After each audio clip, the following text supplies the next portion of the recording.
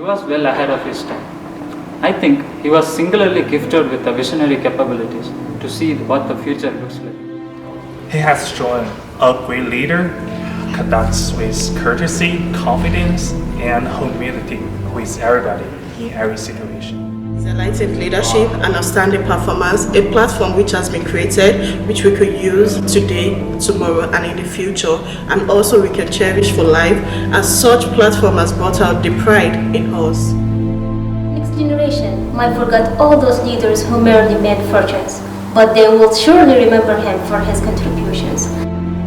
What it takes to be a great leader. Students, in our documentary, you're going to hear about a great person. He's not a billionaire of the Silicon Valley. He's not the Pope of the Catholic Church. And he's definitely not a politician.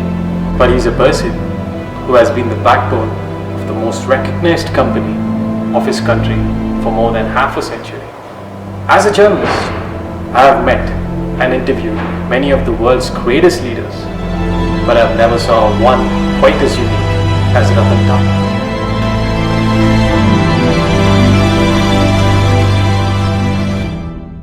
What are the qualities that make a living legend? Let us know more about Ratan Tata's personality by talking to one of his close friends, a member of the board of directors, Mr. Gautam. This man has worked under him, studied his behavior, and has definitely been influenced by him. As soon as he came on board, he changed the way that whole management worked inside the company, completely changed the system so that he made sure nothing is more important than trust. I still remember one incident which he said in a meeting. He is gonna trust everyone in the company, he will continue to trust everyone, but if he loses his trust, he is gonna go after them. I think that's a very fair deal, isn't it?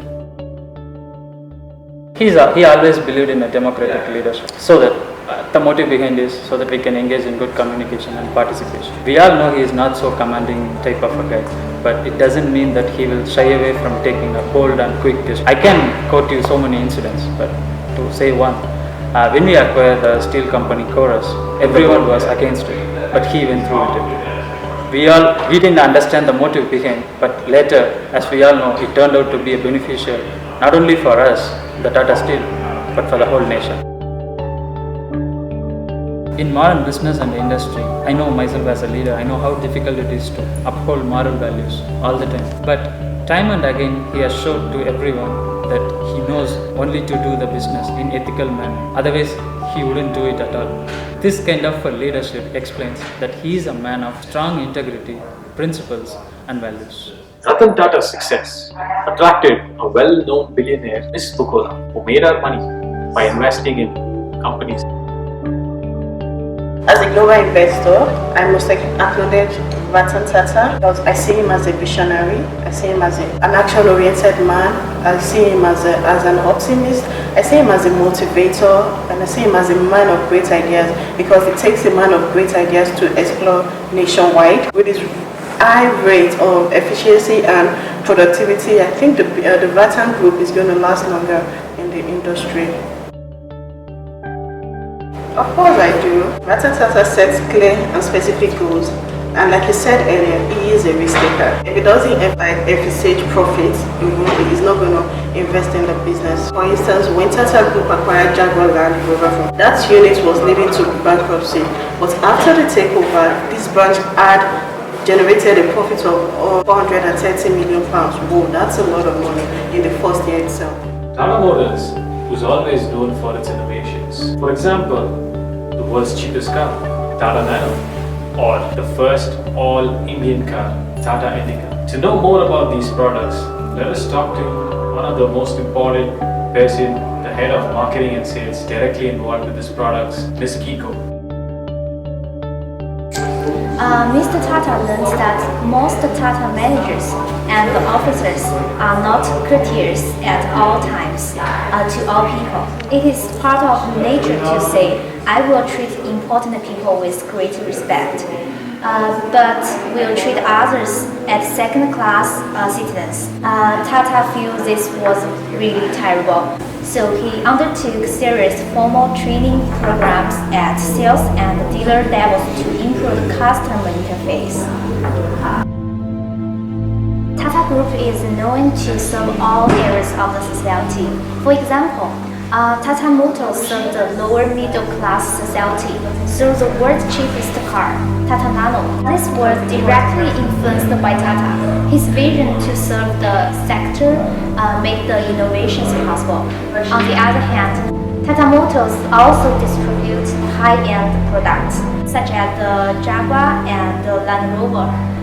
The point is, Tata always found a way to serve every corner of the society. To say in his own words, a promise is a promise. Ratan Tata always encouraged competition. He believed that as long as there is healthy competition, it could challenge the organization to innovate and to cut down prices to serve the society better. Let us talk to one of the key competitors of Ratan Tata, Mr. Ryan. So personally, I don't think he's aggressive because one time we invited Mr. Tata to inaugurate our new high-tech conference center named after his name. He agreed to come but requested us to keep his ceremony short and also asked whether he could skip his speech. Finally, we decided short speech. After lunchtime, he preferred to spend much time talking with our young engineers in our company, listening to their questions, their ideas, and sharing his experience and answers. So we all expressed with his happiness that time.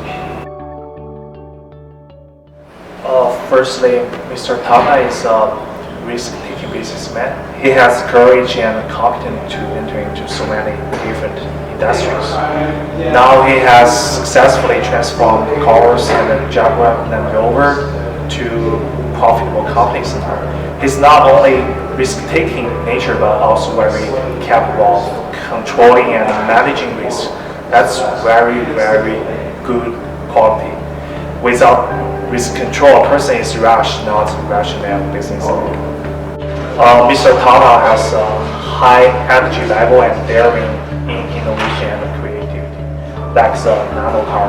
I think the nano car is the greatest innovation in the car industry. It's the cheapest car in the world, which is affordable to low-income families, gives safety and convenience in life.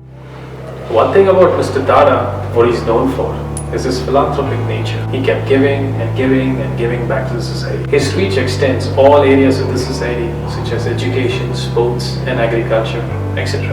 Well-known social activist Ms. Laila, impressed by his selfless nature, had some important comments to make about Mr. Tata. Yeah, Tata Group has reached legendary status for philanthropy, which is nearly 65% of the revenue goes to Tata Trust. This trust covers education, healthcare, sports, and arts, and a lot more. Through this trust, Tata Sons gives away on average between 8 to 14% for its net profit every year for the society. For that reason, I can say Ratan Tata is the single largest philanthropic gift for India. For Ratan Tata, the idea of philanthropy is not just contributing to society, but for Ratan Tata is also focused on developing the nation. For example, on creation of awareness of things like discrimination against the girl child, on microfinance to get people away from money landlords, on water harvesting and conservation. That's why Ratan Tata is unique. Ratan Tata, during his tenure, led the Tata Group of companies for 21 years and established Tata as a world brand. He used the various leadership styles, transformational and transactional. He was not only product-oriented but also people-oriented. In India, you can live in a house, drive a car, make a phone call, season your food, insure yourself, wear a watch, walk in shoes, cool yourself with an air conditioner or stay in a hotel, all courtesy of Tata. Be the change that you want to see in the world. These are the words uttered by the greatest leaders of all time. Ratan Tata really lives up to this word. There is a fine line between being successful and being inspirational. Ratan Tata never preferred the easy way out. Do you think Ratan Tata is the greatest leader of all time?